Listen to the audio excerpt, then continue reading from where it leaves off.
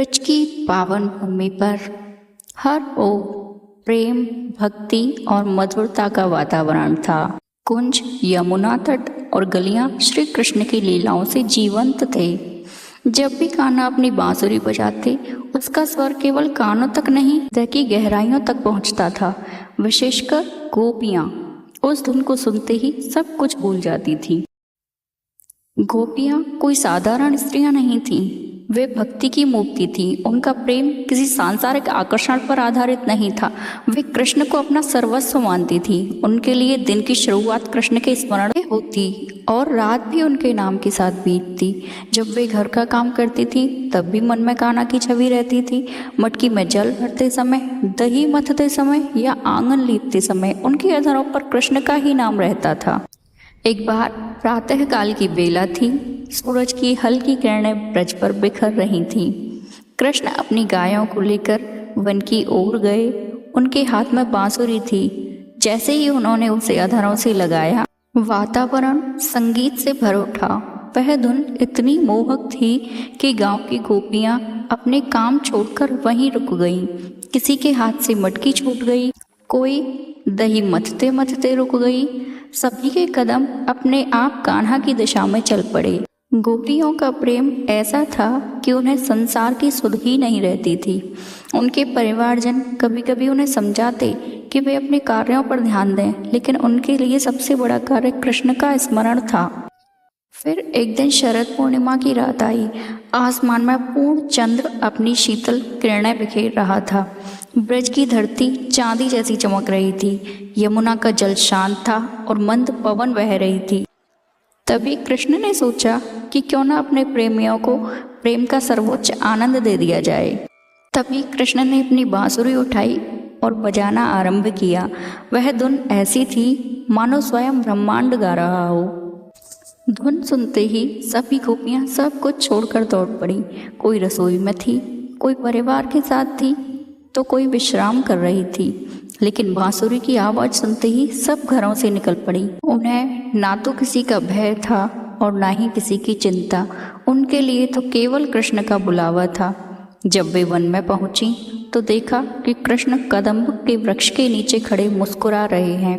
उनकी पीतांबर वेशभूषा चंद्रमा की रोशनी में दमक रही थी। सिर पर मोर मुकुट, अधरों पर मुस्कान और हाथ में बांसुरी। ऐसा रूप देखकर गोपियां मंत्रमुग्ध हो गईं। फिर आरंभ होती है दिव्य रास लीला।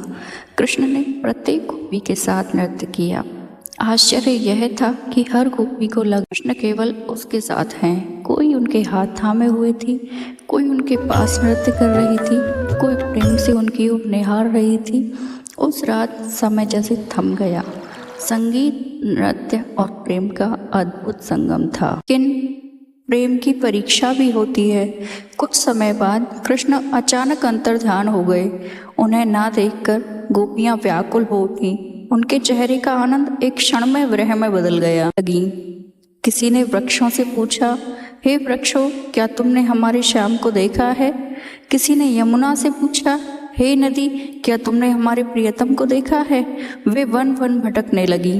उनका विरह इतना गहरा हो गया था कि वे कृष्ण की लीलाओं का स्मरण करते हुए रोती रहीं। कोई कहती, यहीं तो उन्होंने माखन चुराया था। कोई कह रही थी, यहीं तो उन्होंने हमारी मटकी फोड़ी थी। यानी कि हर स्थान उन्हें कृष्ण की याद दिला रहा था। जब उन प्रेम और विरह चरम पर पहुंचा, तब कृष्ण पुनः प्रकट हुए। उन्हें देखकर गोपियां प्रसन्नता से भर उठी। आंसू खुशी में बदल गए। कृष्ण ने उन्हें समझाया कि उनका प्रेम केवल बाहरी मिलन नहीं है, बल्कि सच्चा प्रेम तो वह है जिसमें प्रिय हर समय हृदय में निवास करे। गोपियों ने उस दिन समझ लिया कि कृष्ण केवल बाहर नहीं, उनके भीतर भी हैं। वे जहाँ जाएंगे कान्हा उनके साथ जाएंगे। यही भक्ति का रहस्य है। जब भक्त का मन प्रभु में लीन हो जाता है, तब दूरी समाप्त हो जाती है।